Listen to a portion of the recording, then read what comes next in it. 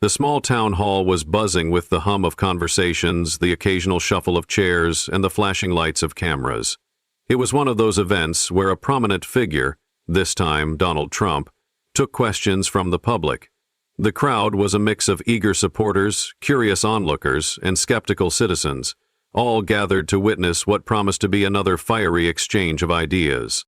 Amid the sea of adults stood Lily, an 8-year-old with pigtails tied neatly with blue ribbons. She clutched a small notebook to her chest, her wide eyes scanning the room as if she were trying to gather the courage to speak.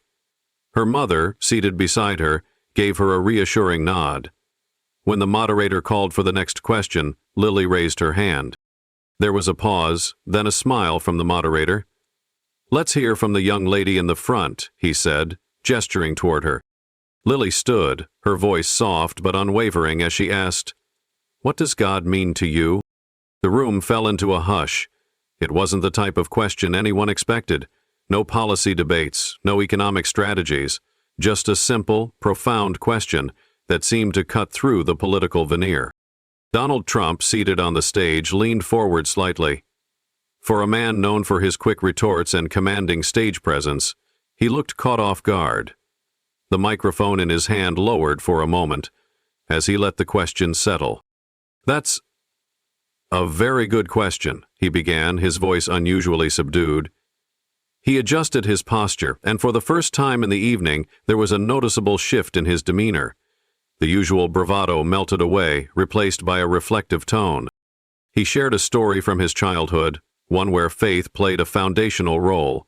He spoke about his mother, Mary Trump, and how she used to read the Bible with him and his siblings. He described those moments as grounding, even if, as a young boy, he didn't fully grasp their significance. "There were times in my life," Trump admitted, "when I felt very far from God. But then there were moments, tough moments, where I found myself reaching for him, even if I wasn't sure how to." He paused, letting his words hang in the air. "Faith for me is a journey.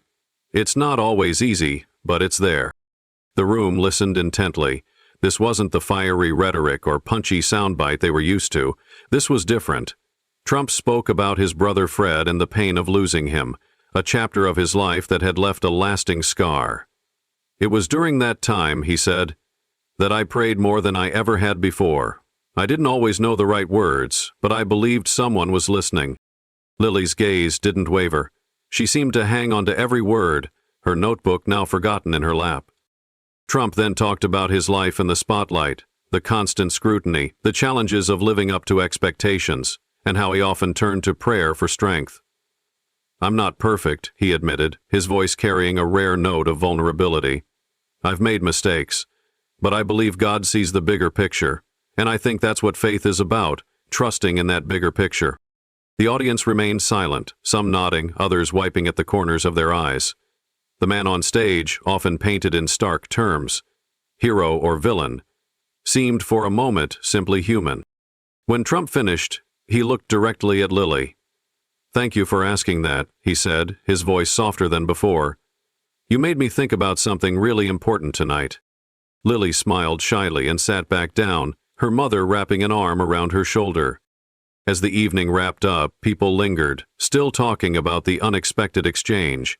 Some spoke about how rare it was to see that side of Trump, while others marveled at Lily's courage to ask such a profound question. But one thing was clear. The moment had touched everyone in the room, transcending politics and reminding them of the shared humanity beneath it all.